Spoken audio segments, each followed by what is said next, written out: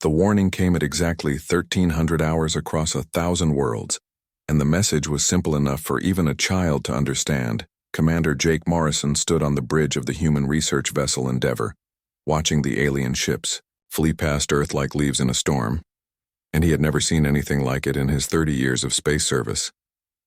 The Altarians were the first to go, and they had always been proud of their dimensional travel technology, but now their massive ships just folded space around themselves and vanished without even a goodbye message. Then came the crystalline Zephyrites who had ruled 3 star systems for over 1,000,000 years, and Jake watched in amazement as they literally shattered themselves into pure energy and dispersed across the cosmos like glittering dust. The proud warrior race of Kethvar had never retreated in 10,000 years of recorded galactic history, but even they packed their dreadnoughts and disappeared into the void without firing a single shot.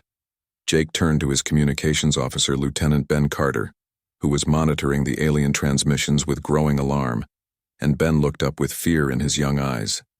"The Devourers are coming, sir. And according to these messages, they consume entire star systems and leave nothing but dead space behind them." Jake had heard stories about the Devourers in the deep space bars where old pilots would whisper about ancient biomechanical entities that harvested the life force from whole civilizations. Dr. Lisa Chen rushed onto the bridge carrying data tablets, and her face was pale as she began downloading the fragments of information that fleeing alien species had left behind in their panic. "Commander, these creatures are not just conquerors or raiders, but something far worse because they strip worlds of resources and the very essence of life itself, and they grow stronger with each system they consume." Lisa had spent her entire career studying alien biology, but nothing in her experience had prepared her for the data she was seeing, and every species that had encountered the Devourers had either fled immediately or been completely absorbed. Jake ordered an immediate course change back to Earth, because humanity needed to know what was coming, and as the Endeavour jumped to hyperspace, he watched the last alien evacuation ships disappear into the darkness. Admiral Kate Sullivan was waiting for them at Luna Station, and her usually calm face showed the strain of the past 48 hours as reports flooded in from every corner of human space. "The galaxy is emptying," Kate told the Emergency Assembly of Earth Defense Council members, "and we have perhaps 6 months before the Devourer fleet reaches the Sol system based on their projected course." Colonel Danny White, who commanded the Mars Defense Force, stood up from his chair and looked around the room at the grim faces of Earth's military leaders. "Every other species in the galaxy has chosen to run, and maybe that is the smart choice because we have seen what these things can do to civilizations far more advanced than ours." Dr. Amy Johnson from the Lunar Research Station had been analyzing alien technology fragments, and she spoke up from her corner of the room with excitement in her voice. "The fleeing species left behind some of their most advanced technologies in their haste to escape, and we might be able to reverse engineer shield generators and energy weapons if we have enough time." President Maria Santos had been listening to the debate in silence, but now she stood and walked to the center of the room where everyone could see her clearly. "We have a choice to make, and it will define what humanity is and what we stand for in this galaxy. And I will not make this decision alone because it affects every man, woman, and child on Earth." The room fell silent as President Santos activated the global communication system, and her words would be heard on every world that humanity called home. "My fellow humans, we face an enemy that has consumed countless civilizations, and every other species in the galaxy has chosen to flee and scatter to the far corners of space. But we are the children of Earth, forged by struggle and shaped by defiance, and we have never run from a fight when our home was threatened. We do not hide in the darkness when evil comes calling because we light a fire to burn it away. And today we choose to stand and fight for everything we love." The response from across human space was immediate and overwhelming as millions of voices rose in support, and civilian ships began converting to military vessels, while volunteers flooded recruitment centers. Captain Steve Torres was commanding the orbital defense platforms around Mars when the first volunteer transport ships arrived, and he had never seen anything like the determination on those civilian faces. These were not professional soldiers, but farmers and teachers and artists who had left their peaceful lives to defend their home, and they learned to fight with the desperate intensity of a species facing extinction.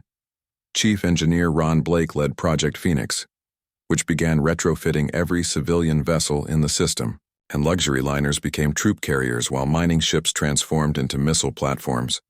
Across the galaxy, alien refugees, who had fled the Devourer threat, monitored human communications with growing amazement and disbelief. The humans were not fleeing or hiding, but instead broadcasting their preparations and actually daring the Devourers to come and face them in battle. The Altarian High Council met in their dimensional refuge, and their ancient leader spoke with wonder about the impossible species that refused to follow the natural order of survival. The Zephyrite energy beings gathered in the void between stars and discussed the humans who seemed to prefer death over surrender, in a way that no logical species should. Even the proud Kethvar warriors who had ruled through strength for millennia admitted that they had never seen courage like this from any species in the known galaxy. Meanwhile, in the Sol system, humanity prepared for a war that everyone else knew could not be won, and they did it with the grim determination of a species that had always chosen to fight rather than kneel. The die was cast and the choice was made, and for the first time in galactic history, a species would stand its ground against the Devourers, and the universe would watch to see what happened when an unstoppable force met an immovable object. The human war machine awakened with a speed and efficiency that surprised even Earth's own military leaders, and every shipyard in the Sol system converted to weapons production within 72 hours. Chief Engineer Ron Blake had been working around the clock at the Luna construction yards, and he watched as civilian cargo haulers emerged from the modification bays, bristling with missile launchers and railguns.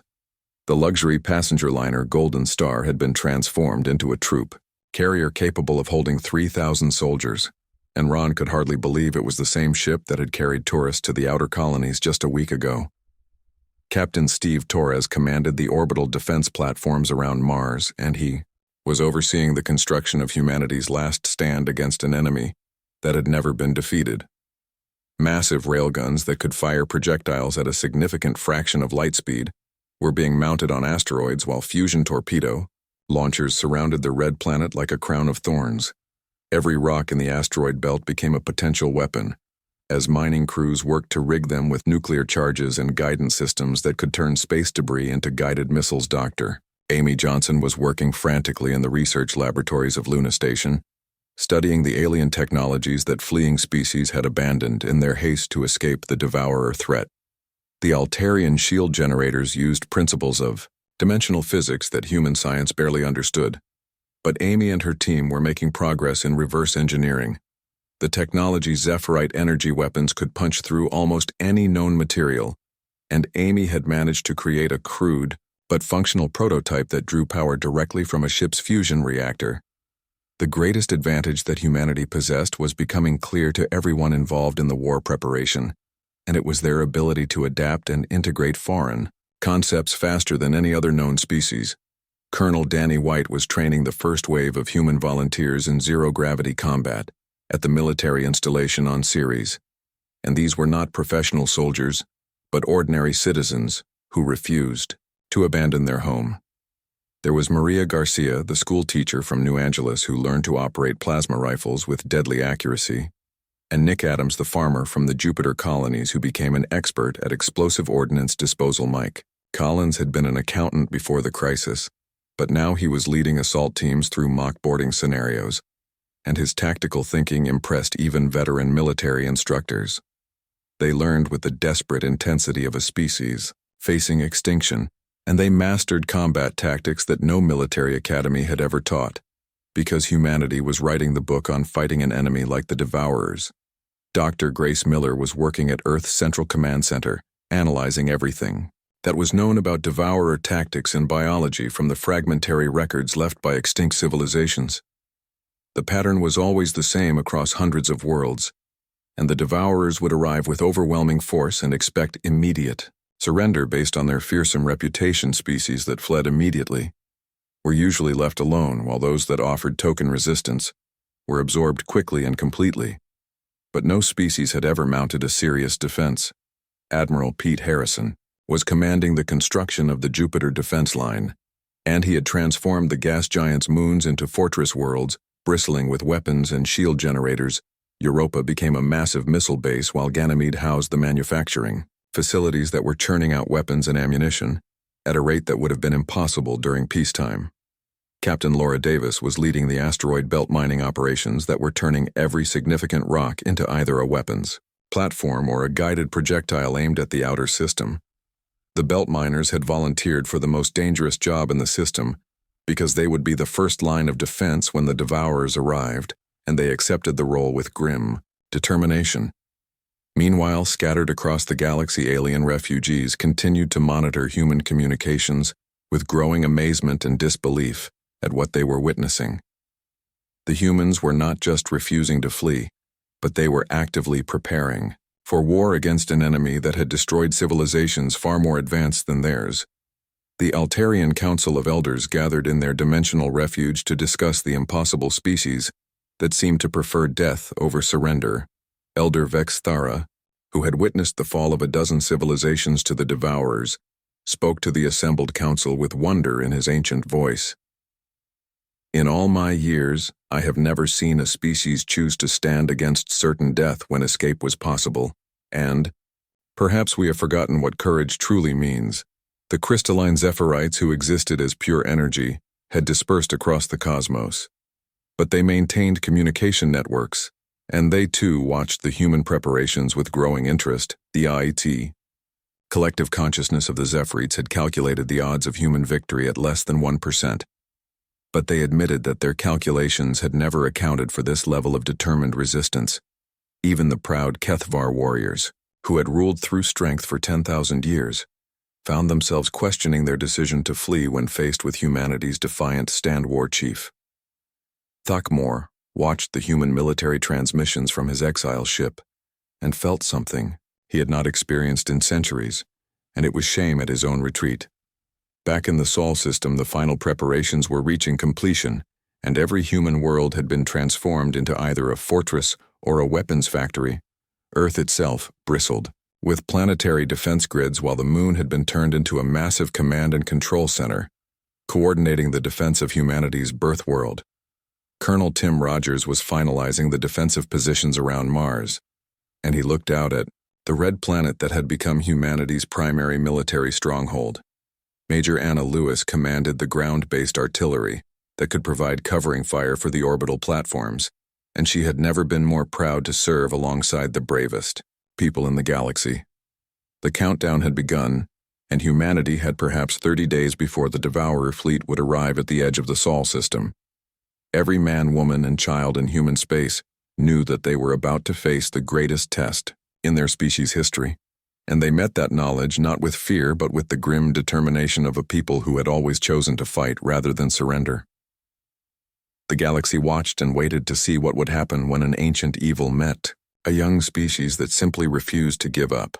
The Devourer scout ships emerged from hyperspace at the edge of the Sol system like nightmares given physical form, and they were unlike anything in human experience or imagination. Lieutenant Ben Carter was piloting the reconnaissance fighter Eagle 7. When the first biomechanical constructs appeared on his sensors, and they dwarfed even humanity's largest battleships. These were not ships in any sense that humans understood, but rather living weapons that pulsed with stolen life energy, and seemed to have been grown rather than built. Ben transmitted his readings back to the Jupiter defense stations, and his voice was steady despite the fear that gripped his heart as he watched the alien vessels move with predatory grace.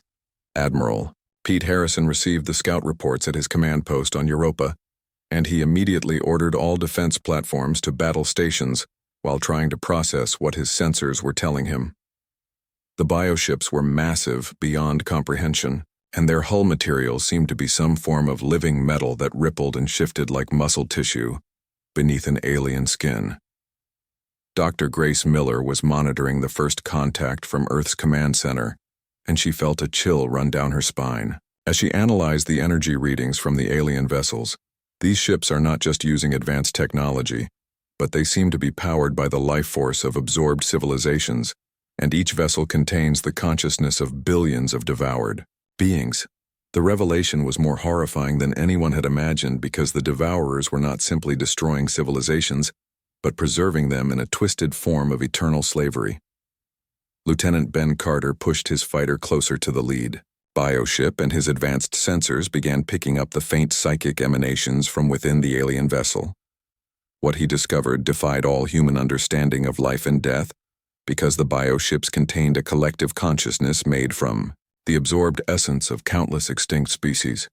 He could hear them screaming in his mind as their individual identities were crushed together into a single hive consciousness that served the devourer's insatiable hunger. Captain Laura Davis received the order to engage from Admiral Harrison, and she led the first human attack force into battle against scouts that had destroyed 100 civilizations.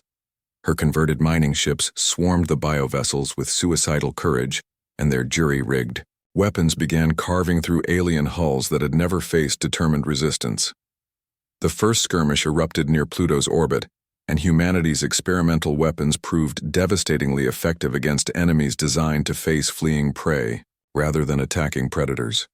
Human fighters darted between the massive bioships like angry insects, and their concentrated fire began punching holes through living armor that had seemed impenetrable.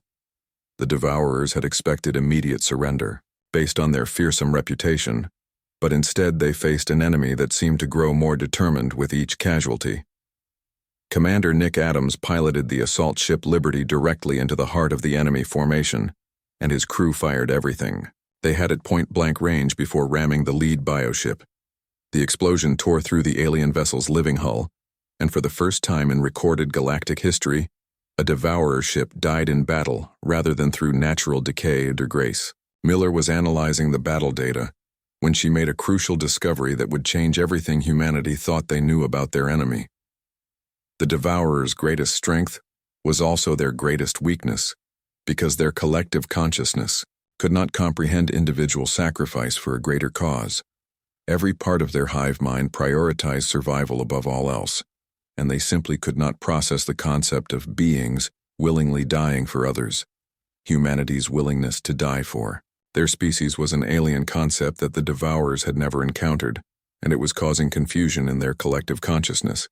The scout fleet began to retreat from the outer system, but not before sending a message that chilled human hearts and filled alien refugees with dread.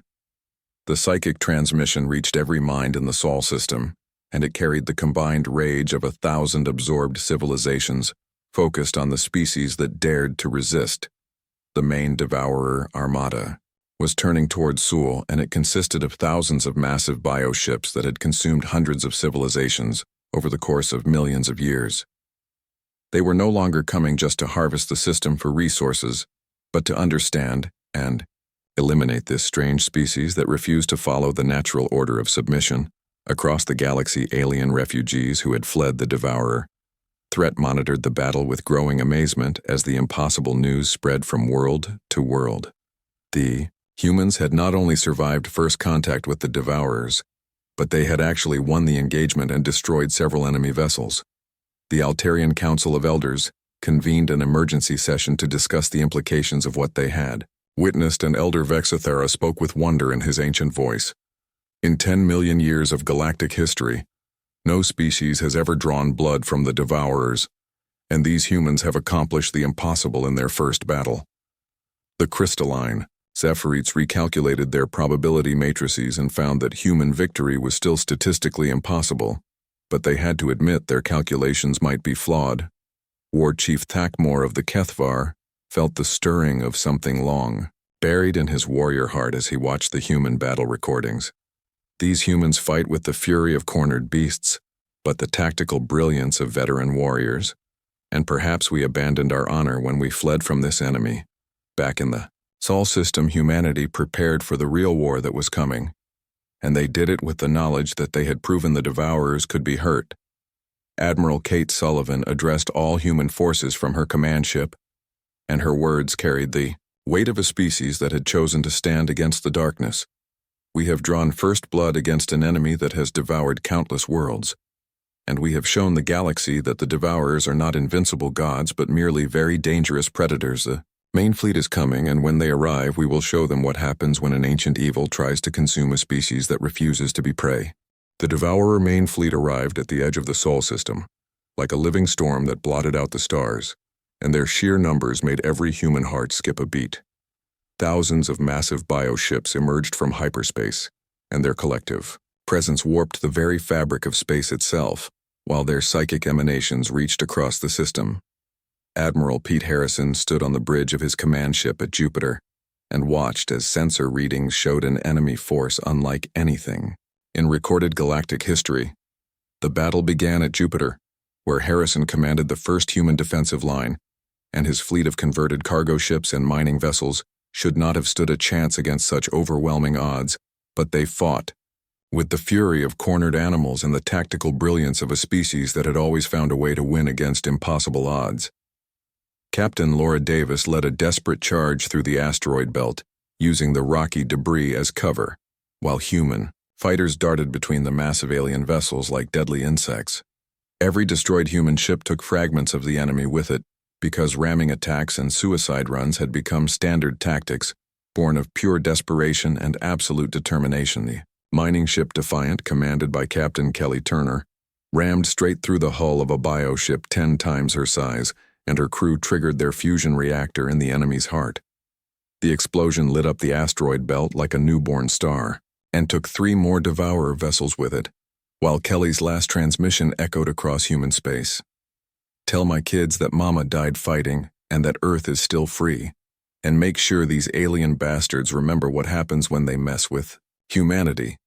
The defense of Mars became the stuff of legend as the red planet transformed into humanity's primary fortress world, bristling with weapons and defended by people who would rather die than surrender. Colonel Tim Rogers coordinated the orbital platforms while Major Anna Lewis commanded the ground-based artillery that could provide covering fire for the space defenses. When the bioships broke through the outer defenses and began their final assault on Mars, the human defenders made a choice that shocked even their own allies. Colonel Rogers activated the planetary core charges that would turn Mars itself into a massive bomb, and he spoke calmly to his troops as they prepared for the ultimate sacrifice. Mars dies free, and Mars dies fighting, and let the galaxy remember that humanity chose honor over survival when the darkness came calling. The red planet exploded with the force of 1,000 nuclear weapons and took half the Devourer advance fleet with it, while the shockwave rippled across the system. Earth's final defense fell to ordinary citizens who had become extraordinary warriors, and the planet's surface bristled with defense grids while orbital platforms formed a steel ring around humanity's birth world. Sergeant Mike Collins led civilian volunteers through the tunnels of Luna Station while they prepared for the ground assault that would surely come when the bioships reached Earth orbit. Dr. Helen Brooks coordinated the planetary shield generators from deep underground bunkers, and she had never been more proud to work alongside the bravest people in the galaxy. When the bioships began their assault on Earth, the planet became a fortress defended by people who had chosen death over slavery and freedom over survival.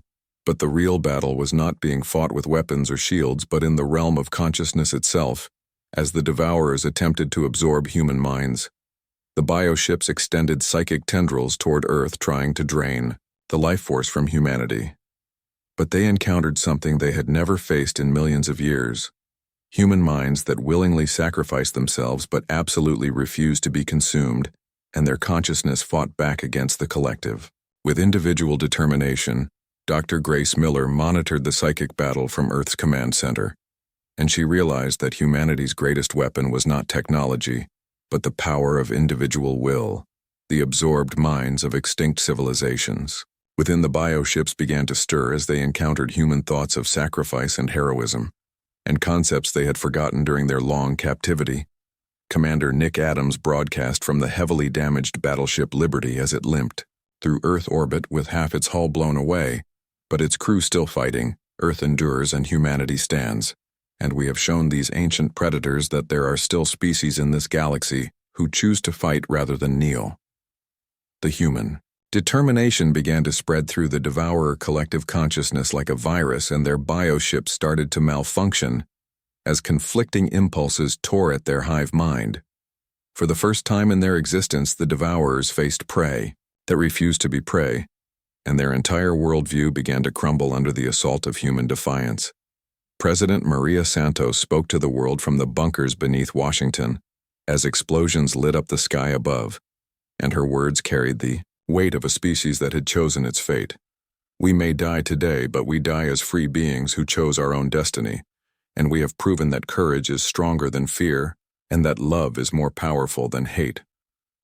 Across the galaxy, alien refugees who had fled the Devourer threat watched the battle for Earth with growing amazement as the impossible continued to happen.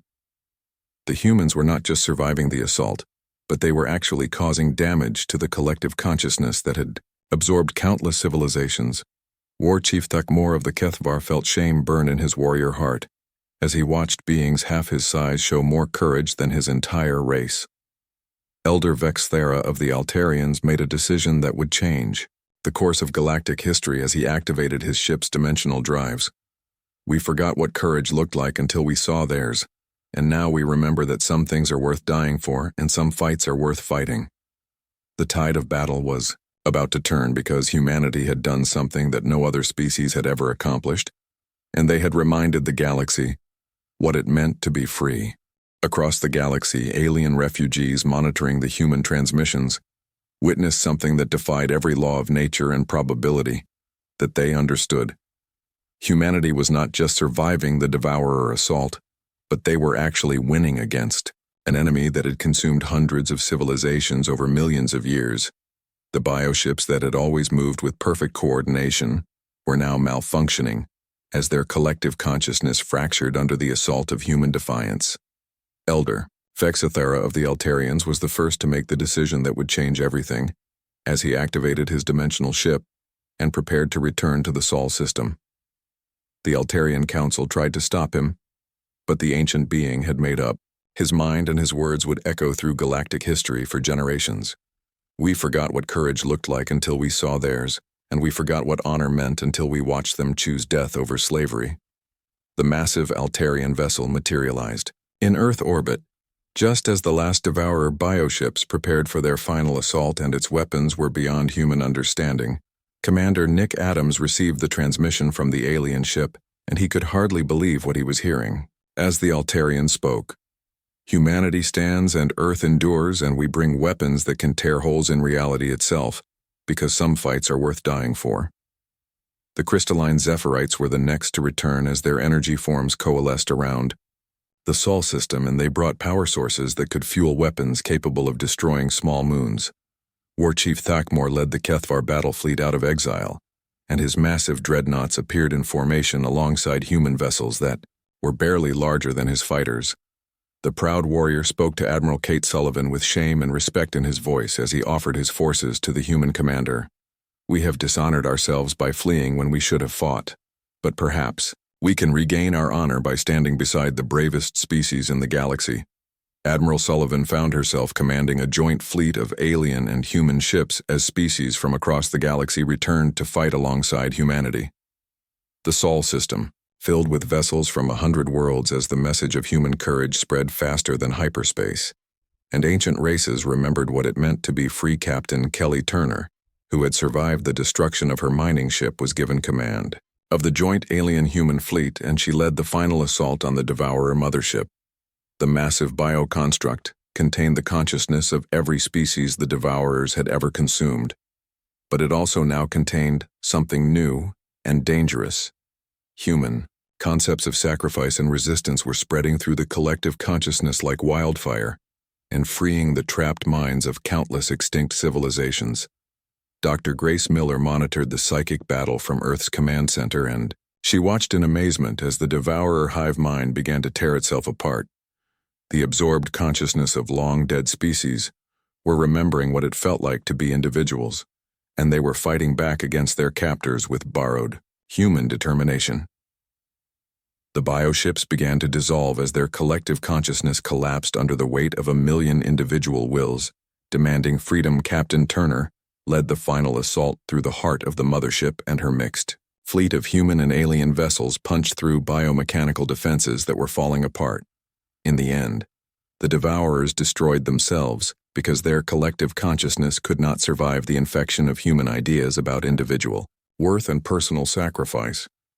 The massive bioships dissolved into cosmic dust as the hive mind tore itself apart, and the absorbed consciousness of extinct species finally found the peace they had been denied for millions of years. The galaxy was free, and every world knew who had made it possible, because the stubborn, impossible humans had refused to run when everyone else fled. President Maria Santos stood in the ruins of Washington, but before a galaxy that had been reborn. And her words would define humanity's place in the cosmos for generations today. We learned that courage is contagious and that one species' refusal to surrender can remind an entire galaxy what it means to fight for freedom. The stars are no longer dark because someone chose to light a fire rather than curse the darkness, and that fire will burn as long as free beings exist in this universe. Elder Vexthara spoke for all the returning species when he addressed the human survivors, and his words carried the gratitude of 100 worlds. You have given us back our honor and reminded us that some things are worth dying for, and we will never again flee when evil threatens the innocent. 10 years passed, and the galaxy had changed beyond recognition. As the Galactic Defense Alliance was formed with Earth as its headquarters, alien species, who had once fled from every threat, now trained alongside humans and learned the most important lesson in the universe. Sometimes the only way to preserve what you love is to be willing to lose everything defending it, and sometimes death is preferable to slavery. Admiral Kate Sullivan commanded the joint fleet from her flagship, and she watched as human and alien crews worked together with a unity forged in the fires of desperate battle. The galaxy was no longer a place where the strong preyed upon the weak, because every species had learned that courage was more powerful than fear. In the deepest reaches of space, where new threats stirred in the cosmic darkness, a simple message spread from world to world like a promise. Humanity stands and Earth endures, and the galaxy remembers how to fight. So come and try us if you dare. The universe had learned that sometimes a small flame can light up the entire darkness, and that the strongest force in existence is not technology or numbers, but the willingness to stand up for what is right. And somewhere in the void between stars, the consciousness of extinct species who had found freedom through human sacrifice whispered their eternal gratitude to the galaxy that had learned to be brave.